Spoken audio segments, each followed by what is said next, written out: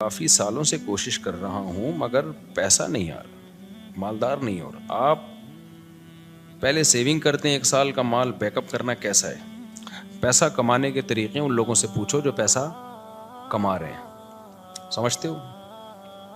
ہم تو نہیں کما رہے، سیدھی سی بات ہے۔ جو تھوڑا بہت تجربوں کے بعد یعنی کمانے کا مطلب کوشش نہیں کر رہے کمانے کی، ہمیں تو بغیر کوشش کا ہی مل رہا ہے، کیونکہ اب تجربے پہلے میں کر چکا ہوں، انویسٹمنٹ کے ڈبو چکا ہوں، پھر مجھے تعلقات کی بیس پہ ایسے ایماندار تاجر مل گئے کہ ان کے ساتھ جب انویسٹمنٹ کیا تو وہ ایمانداری کی بیس پہ انہوں نے مجھے نفع دینا شروع کیا۔ تو یہ ہر ایک کو یہ فیسلٹی ملتی نہیں ہے، سمجھتے ہو کہ نہیں سمجھتے؟ تو ایماندار لوگوں کا ملنا بڑا مشکل ہے۔ اب جب انسان کے تعلقات بہت بڑھتے ہیں تو پھر ایماندار لوگ اس کو لاکھوں میں 2-4 مل جاتے ہیں۔ اب آپ کو تو لاکھوں ملیں گے نہیں تو 2-4 کہاں سے ملیں گے اس میں؟ تو یہ جو ہے نا پیسہ کمانے کا، ان لوگوں سے پوچھو جو پیسہ کمانے کے طریقے جانتے ہیں۔ میری تو زندگی پیسے کو لات مارنے میں گزری ہے، نہیں کمانے میں گزری ہے۔ لوگ یہ سن کے حیران ہوتے ہیں، مولوی صاحب باتیں کیسی کر رہے ہیں؟ اور یہ کوئی خوشی کی بات نہیں ہے کہ لات مارنے میں گزری، بے وقوفی کی ہے میں نے، لیکن کی ہے۔ یہ کاروبار میں نے کیا تو جان کر اس کو ٹھپ کرنے کی کوشش کی۔ یعنی میرے پاس کسٹمر جب آتا تھا نا، 2007-8 کی بات کر رہا ہوں، میرا شہد کا بزنس تھا، گھر میں شہد کا اسٹاک پڑا ہوا ہوتا تھا، یہاں بندہ آ کے کہتا تھا جی 1 کلو آپ بیری کا شہد، یہ کیش اماؤنٹ دے رہا ہوں، آپ لے آئیں جا کے۔ میں کہتا تھا اوپر کون جائے یار، سیڑھیاں چڑھ کے جانا پڑے گا، لے کر آنا پڑے گا۔ تو میں کہتا تھا ایسا کریں آپ کل آ جائیں، کائنڈلی آپ کب آ جائیں؟ وجہ اس کی یہ تھی کہ مجھے یہ تھا کہ ناشتہ میں نے کر لیا، دوپہر کھانا میں نے کھا لیا، رات کا کھانا پڑا ہوا ہے، مدرسے سے اتنی تنخواہ مل رہی ہے کہ میرا راشن پانی 2 گھروں کا ہو جاتا ہے، مہینے کے بعد کچھ نہیں بچتا تو تنخواہ آ جاتی ہے۔ تو اور اگر جامعہ سے تنخواہ نہیں ملے، بعض دفعہ وہاں بھی حالات ایسے چلتے رہتے ہیں 2-2 مہینے، تو دکان والے سے اتنے تعلقات ہیں وہ کریڈٹ پہ دے دیتا ہے، جب 2 مہینے بعد تنخواہ ملے گی تو 2 مہینے کے اکٹھے پیسے نمٹا دیں گے اس کو۔ تو ایسے ہمارا حساب کتاب چل رہا تھا۔ تو مجھے یہ تھا کہ یار میری خواہش کیا ہے، ذاتی گھر پراپرٹی تو میری خواہش نہیں ہے، ایک گھر مسجد نے دیا ہوا ہے، ایک جامعہ رشید مجھے اس کا رینٹ دیتا ہے، میں جامعہ میں ٹیچر ہوں، تو گھر کا رینٹ، وہ 2 بیویاں تھیں میری اس وقت، تو ایک کا رینٹ جامعہ دے رہا ہے، گیس بجلی کا بل، اور ایک گھر مجھے مسجد میں امامت ہے، تنخواہ تھوڑی ہے لیکن مجھے یہ سہولت ہے، انہوں نے گھر دیا ہوا ہے، اور مجھے کیا ضرورت ہے پیسہ، میری جو اپنی کھوپڑی تھی وہ یہ تھی۔ تو گھر میں آٹا، دال، گوشت، انڈا جو ضرورت ہوتی ہے، ہر روزانہ گوشت نہیں بنتا تھا، ہفتے میں 1-8 دفعہ گوشت بن جاتا ہے، بہت ہو ہفتے میں۔ کیٹو ٹوپی ڈرامہ چھوڑ دو، کیٹو ڈائٹ یہ غریبوں کے کام نہیں ہے۔ غریب آدمی سب کچھ کھا کے بھی ٹھیک رہتا ہے، اور امیر آدمی روزانہ انٹرنیٹ پہ سرچ کر رہا ہوتا ہے کیا کھانا ہے، پھر بھی مر جاتا ہے بہت جلدی۔ تو ظاہر ہے ہم اپنی کیٹو بھی کھائیں گے تو اپنی حیثیت کے حساب سے کھائیں گے نا۔ تو ہفتے میں 1 دن ہمارے گوشت بنتا تھا، اور 1 دن کڑھی بنتی تھی، دال چاول 1 دن، وہ ہمارا اس سیٹ اپ چل رہا تھا۔ صبح مجھے پراٹھے، میں نہیں چھوڑ سکتا تو انڈے پراٹھے مجھے ہو جاتے تھے۔ تو میں سوچتا تھا یار میرا تو گزارا ہو رہا ہے، بچوں کی اسکول کی ہم نے ٹینشن لی نہیں، ہم نے کہا پیسے ہوں گے تو اسکول پڑھا دیں گے، نہیں تو بھائی ہوم اسکولنگ، گھر میں رہو بس پڑھو، جتنا اماں کو آتا ہے وہ پڑھا دے گی، جتنا ہمیں آتا ہے ہم پڑھا دیں گے۔ تو اب اس کے بعد مجھے جو میں دل کی، میرے جو دوست احباب ہیں نا، ان سے آپ یہ پوچھ سکتے ہیں، آپ سمجھیں صاحب شو مار رہے ہیں، شو نہیں مار رہا، میں اپنی برائی کر رہا ہوں، یہ برائی اس لیے کر رہا ہوں، یہ ٹھیک نہیں ہے، آپ ایسا نہ کریں، ہمارا اپنا مزاج ہمیشہ سے ایسا ہی رہا ہے۔ تو اب یہ کہ یار کیونکہ اب پڑ ہی نہیں رہی سر پہ نا، کوئی ضرورت ہی نہیں آ رہی، جب پڑتی ہے تو پھر آدمی کمانے کے سوچتا ہے، پڑ ہی نہیں رہی سر کے اوپر۔ میری ضرورت تھی پراٹھا، مجھے یاد ہے جب میں نے دوسری شادی کا ارادہ کیا، اچھا پراٹھا بھی گھر کا نہیں، مجھے ہوٹل ہی کا پراٹھا چاہیے، گھر کا نہیں، گھر میں وہ مزہ نہیں آتا پراٹھے میں، جتنا بھی اچھا بنا ہو۔ کبھی میرے ساتھ بیٹھ کے پراٹھا کھاؤ تو تمہیں پتا ہے، ایک دن لاہور سے ایک بندے آئے، انہوں نے کہا یہ پراٹھے بیان میں بہت کرتے ہو، میں اس کو لے گیا ہوٹل میں نے ناشتہ کرا، کہہ رہا یار واقعی ایسا پراٹھا آج تک میں نے نہیں کھایا۔ تو وہ بڑے پیٹ کے لیے بہت نقصان دہ ہوتے ہیں، لیکن یہ ذہن میں رکھیے گا، وہ سفید آٹے کے پراٹھے ہوتے ہیں، مزہ بہت ہے یار۔ تو اب کیا تھا کہ میں نے کہا میری بنیادی ضرورت، بنیادی بھی نہیں ہے، عیاشی ہے پراٹھا، بنیادی ضرورت تو ناشتہ ہے ہی نہیں، 2 ٹائم کی روٹی ہے، ناشتہ تو آپ کی گریوی ہے۔ تو میں یہ سوچتا تھا کہ یار میرے پاس تو گھر بنانے کے پیسے نہیں ہیں، اللہ نے 2 گھر مجھے فری پھوکٹ کے دیے ہوئے ہیں، ایک کا کرایہ وہ ادارہ دے رہا ہے جہاں میں ٹیچر ہوں، اور ایک مجھے مسجد میں امامت کی وجہ سے امام ہونے کی حیثیت سے ملا ہوا ہے۔ ابے میں تو کروڑ ارب پتی آدمی ہوں، لوگوں کے پاس 1 گھر نہیں ہے، میرے پاس दो घर, अल्लाह की कसम दिल में ये कैफियत, ये ऊपर ऊपर से नहीं कह रहा। और लोग रोते हुए आ रहे होते थे, मैं जाती घर नहीं बना सका और मेरे पास ये नहीं है। मैं कहता इसको देखो पागल आदमी। मुझे उस पर तरस इस पे नहीं आता था जाती घर नहीं है, मुझे इस पे आता था ये बीवी बेचारे की एक ही है, मैं अय्याशी कर रहा हूं, मेरी बीवियां कितनी हैं, 2 हैं। तो रेंट के घर थे हमारे, रिश्ते भी हम भेजते थे, तो कि भाई तीसरी शादी के लिए पैगाम भेजा, कहाँ रखोगे भाई, वो दूसरी को आमादा कर लिया कि तीसरी को अपने साथ रख ले। उन्होंने कहा भाई आजकल कोई नहीं रहता। इस बेस पे मेरी बहुत दिनों तक शादी नहीं हुई। फिर एक दफा हो भी गई थी, एक दफा हुई थी तो तभी हुई ना, फिर 3, वो उसी अय्याम में हुई है, उन्हीं गुर्बत के अय्याम में।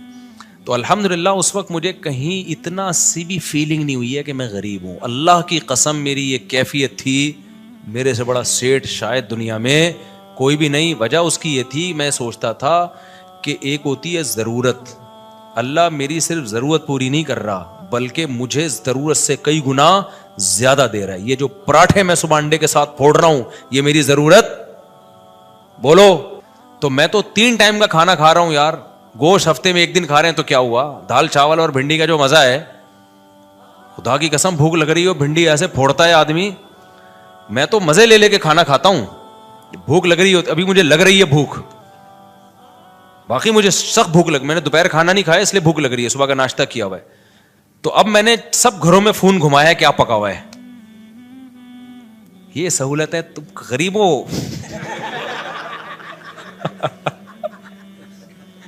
अब मेरा तुम्हें गालियां देने का दिल चाह रहा है।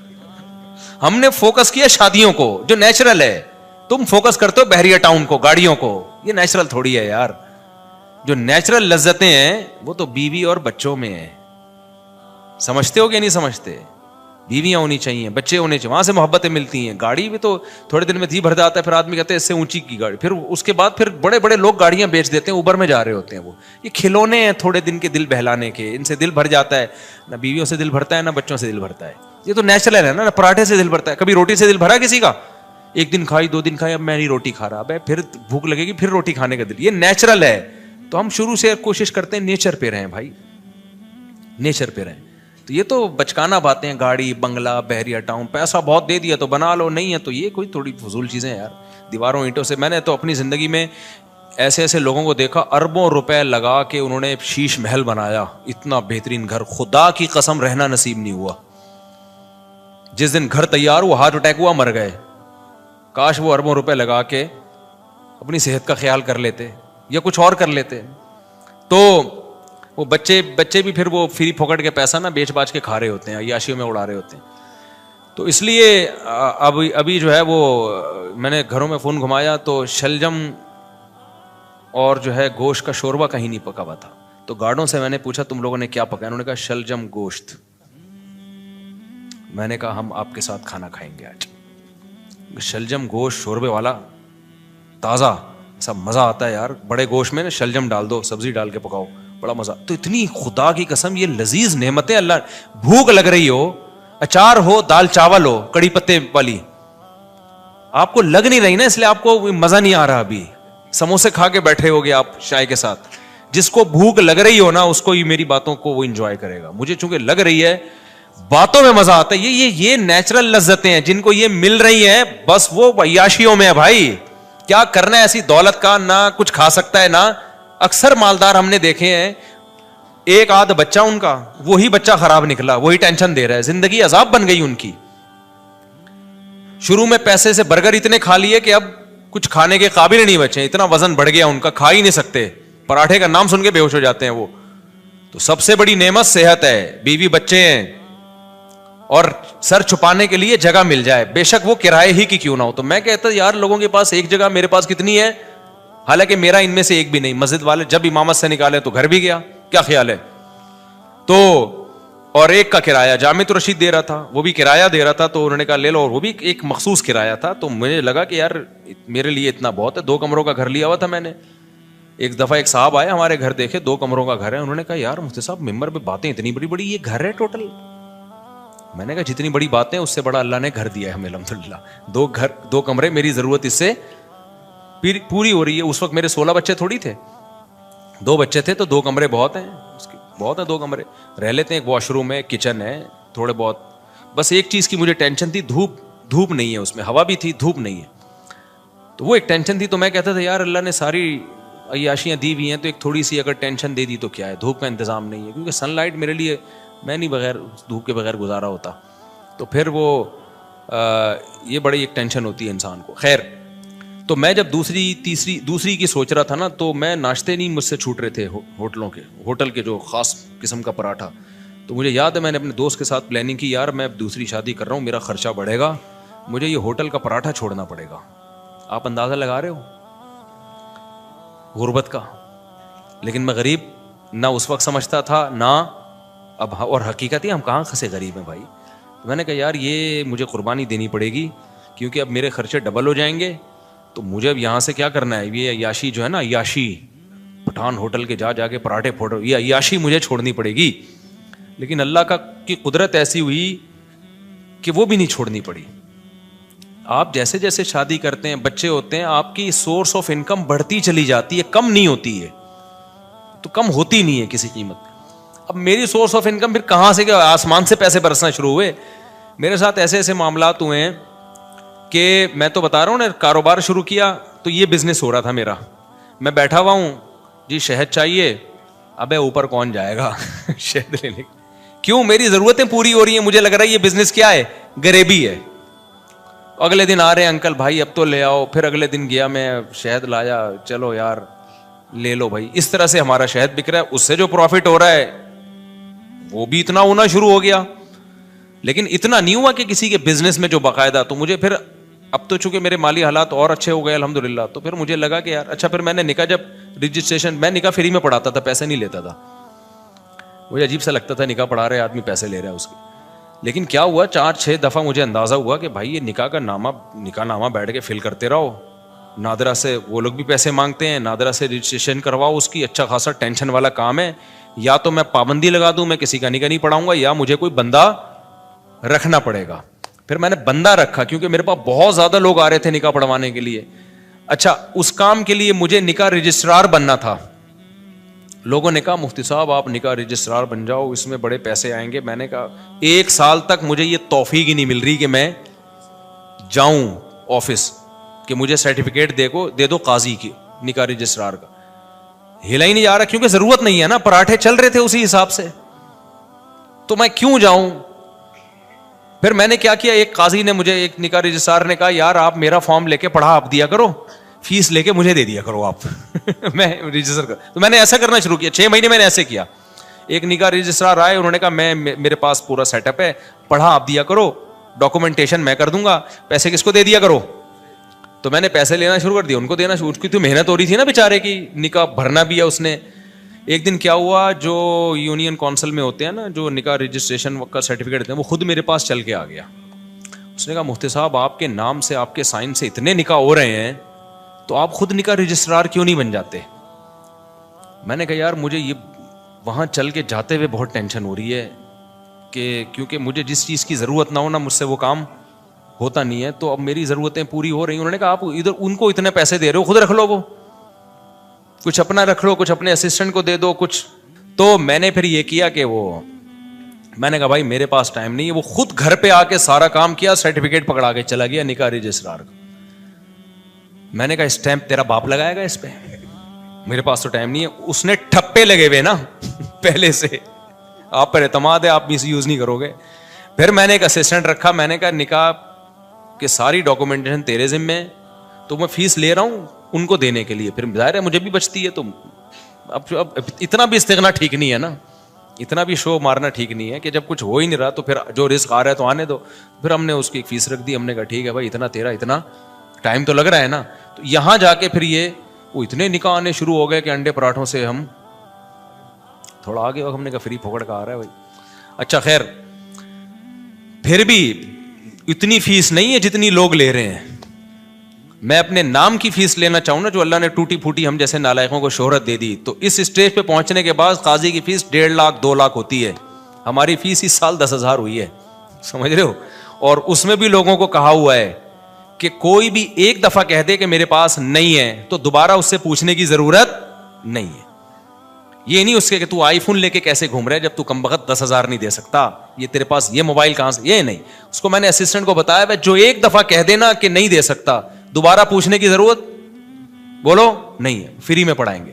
تو فری میں بہت سارے نکاح پڑھاتا ہوں, اور تعلق والوں سے تو کوئی ایک روپیہ بھی نہیں ہوتا, بلکہ اسسٹنٹ کو اپنی جیب سے دے رہا ہوتا ہوں کہ یار تیری محنت تو لگ رہی, نادرا میں تو خرچہ ہو رہا ہے نا, مجھ سے لے لینا پیسے. وہ سمجھ میں نہیں آ رہی میرا خیال ہے بات. تو ہم نے تو پوری زندگی کوشش کی ہے نالائقی میں پیسے کو لات مارنے کی. یہ شادیاں بچوں ہی کی برکت ہے جو اللہ کھلائے. اللہ نے مجھے زندہ رکھا ہوا اب تک اس لیے تاکہ 15 سال پہلے جو میرے ساتھ دوست تھے نا, جو کہتے تھے تم شادیاں کر رہے ہو, پیسہ ہے نہیں تمہارے پاس, بھوک سے مرو گے, تو اللہ نے مجھے اب تک زندہ اس لیے رکھا ہوا ہے یہ بتانے کے لیے کہ ان کو بتا دینا کہ اس بچوں کی سپیڈ بھی کم نہیں ہوئی ہے, شادیوں کی سپیڈ میں بھی کوئی کمی نہیں آئی ہے, اور اللہ کیسے کھلا رہا ہے کیسے پلا رہا ہے. ایک اہل حدیث دوست نے میرے 2010 یا 11 میں مجھ سے ملنے کے لیے آئے تھے, اتنی بڑی داڑھی ان کی, لال نا کلر, وہ مہندی لگائی ہوئی انہوں نے, میری 4 شادیوں والی کتاب پڑھی انہوں نے. ابھی میرا کل ان سے فون پہ, پرسوں ان سے فون پہ بات ہوئی ہے, اس لیے میں یہ واقعہ سنا رہا ہوں. وہ آئے, کہتے ہیں آپ نے کیا کتاب لکھی ہے مفتی صاحب. اچھا انہوں نے میرے حالات دیکھے, میری پھٹ پٹی,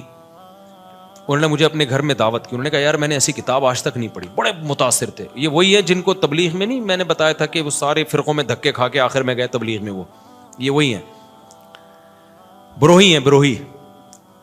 تو بلوچستان سے ان کا تعلق ہے. انہوں نے میری گھر میں دعوت کی, میں اپنی پھٹ پٹی پہ گیا. اچھا اس وقت بھی ہمارا ہم پھٹ پٹی کو سمجھ رہے تھے لینڈ کروزر ہے ہماری, غربت کا تو اس وقت بھی احساس نہیں تھا, کیونکہ بھائی لوگوں کے پاس یہ بھی نہیں ہوتی یار.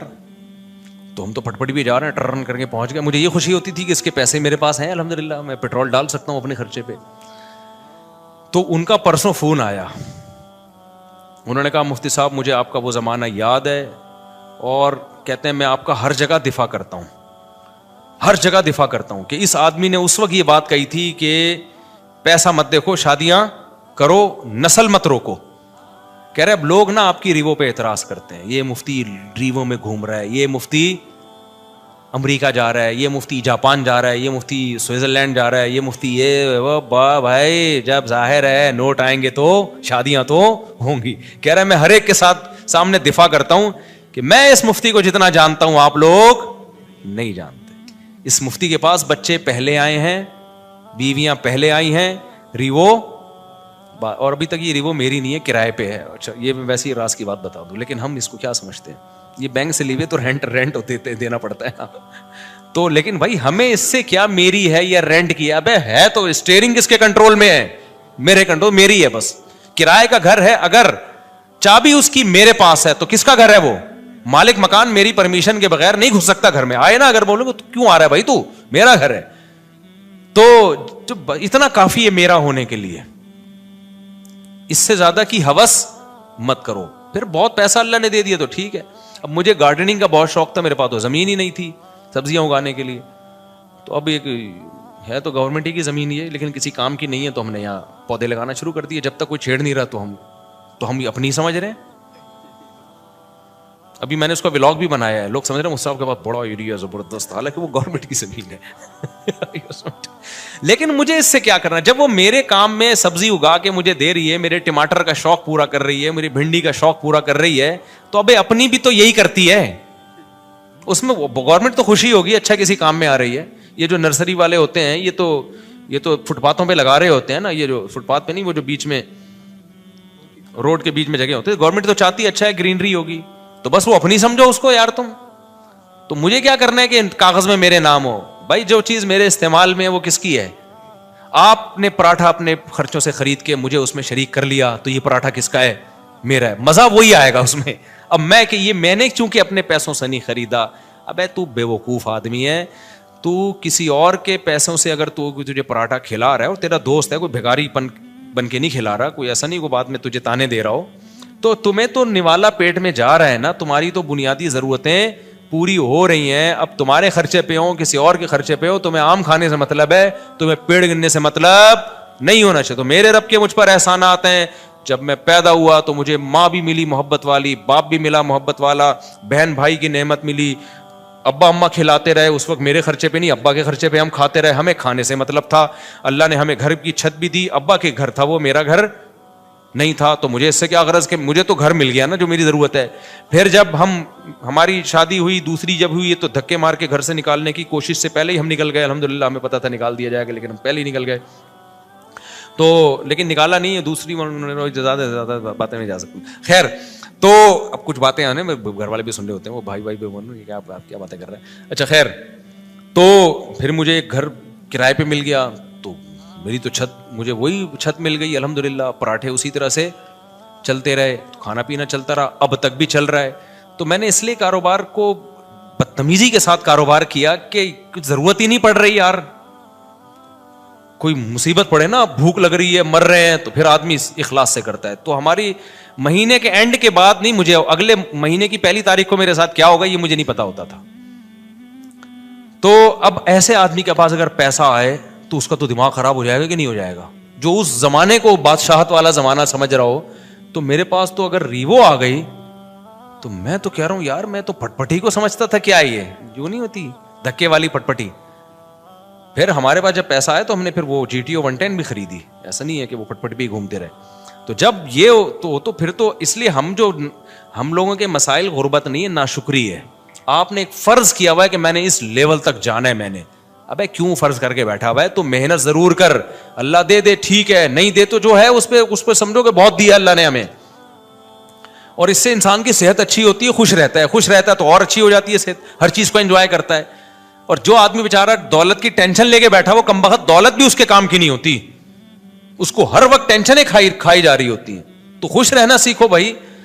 خوش وہی رہے گا جو کہے گا میرے پاس میری حیثیت سے زیادہ اللہ نے مجھے دیا ہے. جو یہ جس کے دماغ میں کانسیپٹ آ گیا نا تو وہ خوش رہے گا.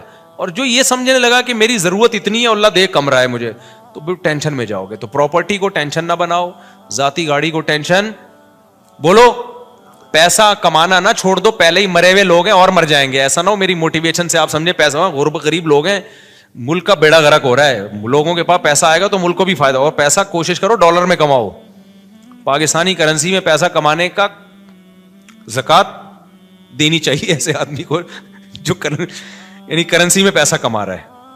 تو پیسہ کماؤ ڈالر میں. ہم تو لوگوں کو ترغیب دیتے ہیں باہر سے پیسہ لے کر آؤ. تبھی میں لوگوں کو کہتا ہوں یوٹیوب چینل بناؤ, ولاگنگ کرو, کچھ بھی کرو. ابھی تو میرا ایونٹ تو اسلام آباد میں یہی تو ترغیب دینے کے لیے تھا کہ یہ جو یوٹیوب ہے نا بہترین, جو یوٹیوب کی ارننگ کے جو حرام ہونے کے لوگ کہتے ہیں نا حرام ہے, اس کو تو میں کئی دفعہ دلائل دے چکا ہوں. لوگ کہتے ہیں احتیاط والے پہلو پر عمل کریں اگر حلال حرام میں بہتر. بھائی احتیاط والے پہلو پر اگر آپ عمل کر رہے ہو تو دوسری احتیاط چھوٹ رہی ہے. اب یہ جو یوٹیوب ہے, سوشل میڈیا ہے, یہ ریمیڈنس لانے کا ایک بہت بڑا ذریعہ ہے. اگر آپ اسی کو حرام قرار دے دیا, ایک تو خالص حرام ہے, وہ تو کبھی بھی حلال نہیں ہو سکتا. لیکن اگر گنجائش کا پہلو نکل رہا ہے تو لوگوں کو دینا چاہیے, اس لیے کہ ریمیڈنس جتنا زیادہ ملک میں ابھی آئے گا وہ یوٹیوب فیس بک کے ذریعے آئے گا. جتنا اس کے ذریعے آ رہا ہے کسی اور ذریعے سے نہیں آ رہا. اس سے آپ کا ملک تھوڑا سا تو اسٹیبل ہوگا نا, آپ کا کنٹری. اس پہ لوگ ہمیں کہتے ہیں اصل میں اپنے چینل ہے نا اس لیے یوٹیوب کی ارننگ حلال ہے. جب ہمارا چینل نہیں تھا تب ہم نے یوٹیوب کی ارننگ کو حلال ہونے کا فتویٰ دیا تھا 2014 میں. اس وقت ہمیں پتہ ہی نہیں تھا یوٹیوب چینل ہوتا کیا ہے. پتا تو اب بھی نہیں ہے کیونکہ ابھی بھی ہمارا چینل کسی اور نے بنایا ہے, لیکن اس وقت تو پتہ ہی نہیں تھا کہ اس میں کوئی سورس آف انکم بھی ہے, کچھ بھی نہیں پتا تھا اس بارے میں. تو اس وقت ہم نے جائز ہونے کا فتویٰ اسی وجہ سے دیا تھا کہ بھائی اس میں دونوں پہلو نکل رہے ہیں, لیکن جائز ہونے والے پہلو کو ترجیح دی جائے گی. کیونکہ اصل جو یوٹیوب سے آپ کو ارننگ ملتی ہے وہ پروڈکٹ کو پروموٹ کرنے کی ملتی ہے. اس میں جو لڑکیاں آ رہی ہیں وہ ایک اضافی چیز ہے, پیسے اس کے نہیں مل رہے. جیسے موبائل کی دکان پہ آپ لڑکی کو بٹھا دو تو بٹھانا غلط کام ہے. آپ نے اگر خود بٹھایا ہو, کسی اور نے بٹھایا تو وہ آپ کو گنا بھی نہیں ملے گا اس کا. تو یوٹیوب ہمارے مشورے سے تھوڑی لا رہا ہوتا ہے وہ اشتہار میں لڑکیوں کو. تو آپ نے اگر موبائل کی دکان پہ لڑکی بٹھا دی ہے تو لڑکی بٹھانا غلط عمل ہے, لیکن اس سے آپ کی ارننگ تھوڑی حرام ہو جائے گی کیونکہ لڑکی دیکھنے کے پیسے تھوڑی لوگ دے رہے ہیں نا. آپ کو نہیں یاری سمجھ میں میرا خیال ہے. اب دیکھو آج کل لوگ کیا بڑی غیر اخلاقی حرکت کر رہے ہیں کہ ان کی دکان چل نہیں رہی ہوتی تو کسی حسینہ کو لا کے بٹھا دیتے ہیں موبائل شاپ پہ. آپ کو پتا ہے قوم ٹھرکی ہے, شادیاں وادیاں تو کرتی نہیں ہے, تو کہیں سے بھی ان کو اسمیل آ جائے نا کسی لڑکی کی تو وہاں پہنچ جاتے ہیں. وہاں بیٹھو داڑھی مونچھوں والا عجیب سا بغلیں بال بڑے ہوئے اس کے وہ بیٹھا ہوا ہے وہاں پہ, اور ایک میں کوئی حسینہ بیٹھی ہوئی ہے موبائل بیچ رہی ہے. تو کراؤڈ کدھر, ٹھرکیوں کا کراؤڈ کدھر جاتا ہے؟ کہتے ہیں چلو موبائل ملا نہ ملا اس بہانے کسی انٹی سے بات کا موقع مل جائے گا, تو وہاں چلے جاتے ہیں. موبائل بھی اس بہانے بک جاتا ہے. تو یہ غیر اخلاقی حرکت ہے نا. لیکن کوئی مفتی یہ نہیں کہے گا کہ وہ جو موبائل فروخت ہوا ہے اس کی ارننگ حرام ہو گئی ہے. اس لیے کہ ارننگ اس لڑکی سے بات چیت یا بدنظری کی نہیں ہے, اس کو جو پیسے مل رہے ہیں وہ اس موبائل کے عوض میں پیسے مل رہے ہیں. تو یہ عمل غلط ہے کہ آپ لوگوں کو غلط طریقے سے کھینچ کے لا رہے ہو, لیکن اس سے ارننگ حرام نہیں ہوگی. اور یہ بھی عمل جب غلط ہے جب آپ نے کیا ہو. تو یوٹیوب پہ جو مونیٹائزیشن کے بعد آپ کو پیسے ملتے ہیں وہ کمپنیوں کی پروڈکٹ کو پروموٹ کرنے کے پیسے ملتے ہیں. وہ پروموٹ کرنے کے لیے لڑکیوں کو بھی بیچ میں گھسیڑ دیتے ہیں وہ. تو یہ غلط کر رہے ہیں, لیکن یہ آپ غلط نہیں کر رہے, یہ کون غلط کر رہا ہے؟ یہ گوگل غلط کر رہا ہے. تو گوگل ہمارے پاس ہوتا تو ہم نہیں کرنے دیتے اس کو. تو یہ آپ کے اختیار میں تھوڑی ہے. اس کی مثال ہے, آپ نے کرائے پہ کسی کو دکان دے دی موبائل بیچنے کے لیے, آپ نے کہا بھائی مجھے اتنا رینٹ چاہیے, اس نے لڑکی لے جا کے بٹھا دی. لوگ کہیں گے آپ کی دکان میں لڑکیاں بیٹھی ہوئی, آپ کہیں گے بھائی یہ میرے اختیار میں نہیں ہے, یہ میں نے کسی کو رینٹ پہ دی بھی ہے, اور میں نے شراب کی دکان نہیں کھولی, اس پہ شراب بیچنے کی اجازت نہیں ہے. اب وہ بیٹھا ہے, یہ اس کو سمجھاؤ, تبلیغ میں سیر روزہ لگواؤ اس کا, تاکہ وہ یہ کام نہ کرے. تو یہاں بھی ایسا ہی ہو رہا ہے. اس لیے مفتی کا کام ہوتا ہے, جو مفتیان کرام ہوتے ہیں, ہر پہلو سے فتویٰ دو. ہمارے پاس 2013-14 میں یہ یوٹیوب کی مونیٹائزیشن کے سوالات آئے تھے, اس وقت علماء کا پینل بیٹھا تھا پوری ڈیٹیل کے. اس وقت ہمارا کوئی چینل نہیں تھا, نہ ہمارا ارادہ تھا, اور 2-3 سال کے بعد بھی لوگوں نے بتایا کہ چینل آپ مونیٹائز کر لیں. میں نے کہا چھوڑو یار, ہمیں کیا پیسہ کمانا ہے یوٹیوب, ہم وہی ہمارے تو پراٹھے پورے ہو رہے ہیں. تو پھر بھی نہیں کیا ہم نے مونیٹائز. لوگ کما رہے تھے, ہم نے کمانے دیا ان کو. اس کے بعد پھر یہ جو ایڈمن ہے ہمارے یو ایس اے میں, احمد طالب, انہوں نے 18 میں چینل بنایا, انہوں نے خود یہ مونیٹائزیشن کی ہے. مجھے تو مونیٹائزیشن کا لفظ ہی کئی دنوں کے بعد جا کے یاد ہوا تھا کہ یہ کیا ہوتا ہے. پھر پیسہ بھی انہی کے پاس جاتا ہے. انہوں نے کہا ہم نے وہ لوگ رکھنے, امپلائیز رکھنے چینل کو گرو کرنے کے لیے.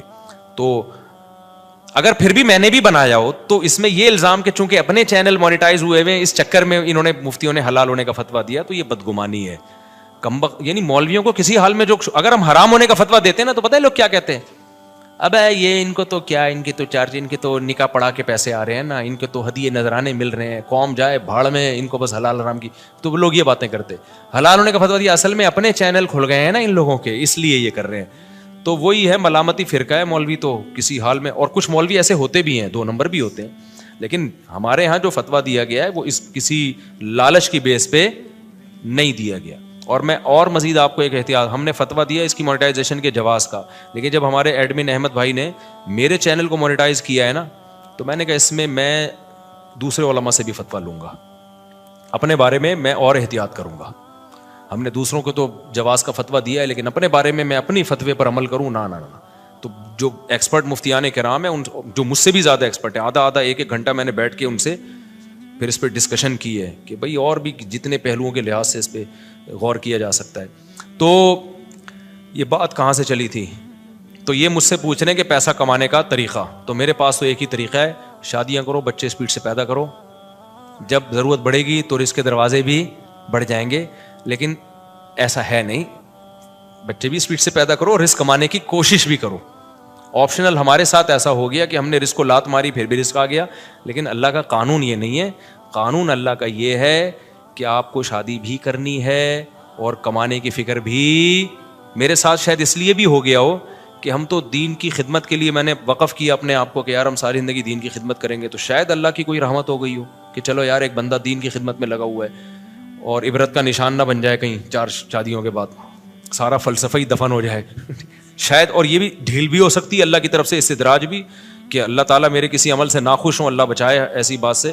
لیکن بہرحال اللہ کہ ٹھیک ہے ابھی کھا لے بیٹا, تجھے پکڑوں گا میں, اللہ بچا کے. یہ بھی ڈر لگتا ہے ہمیں. تو یہ بہت سارے ہو سکتے ہیں, لیکن جو شریعت کا اصول, قاعدہ اور ضابطہ ہے کہ جیسے نماز پڑھنا فرض ہے, رزق حلال کمانا اور اس کی کوشش کرنا بھی اسی طریقے سے فرض ہے. تبھی میں ان دنوں میں بھی تعریف کے طور پر یہ باتیں نہیں کرتا تھا. میں کہتا یار یہ میں نالائق ہوں, مجھے کرنا چاہیے. جب میرے بچوں کی اسپیڈ اسی اسپیڈ سے پیدا ہو رہے ہیں تو مجھے ان کے فیوچر کی فکر کرنی چاہیے, کچھ کاروبار کرنا چاہیے, کچھ جو ہے نا کمانے کی فکر کرنی چاہیے. تو یہ فکر کرنا فرض ہے. ایسے توکل جائز نہیں ہے کہ ہاتھ پہ ہاتھ رکھ کے بیٹھے رہو کہ چیچو کے پراٹھے کا خرچہ پورا ہو رہا ہے, تو کل جب غربت آئی نا تو پھر بہت بڑی مصیبت کھڑی ہو جاتی ہے. 4 بیویاں مل کے تمہیں چترول لگائیں گی پھر صحیح بات کہ دکان پکوڑوں کی اور باتیں. تو ایک بھی شادی کر رہا ہے اور ایک بھی شادی غربت میں بڑے مسائل کھڑے ہو جاتے ہیں. ایک غربت اللہ کی طرف سے ہوتی ہے, بھائی آپ نے کوشش کی پھر بھی نہیں ہو رہا, تو اس میں تو انسان صبر کرے. ایک اپنی حماقت سے ہوتی ہے, وہ خطرناک ہے, وہ خراب ہے. آج کل جو زیادہ تر غریب ہے نا, ہم وہ اپنی حماقتوں سے ہیں. باقی یہ جو بھائی نے پوچھا ہے پیسے کمانے کا طریقہ، تو بھائی ماہر لوگوں سے پوچھیں آپ یہ دیکھیں آپ کے اندر کیا قابلیت ہے.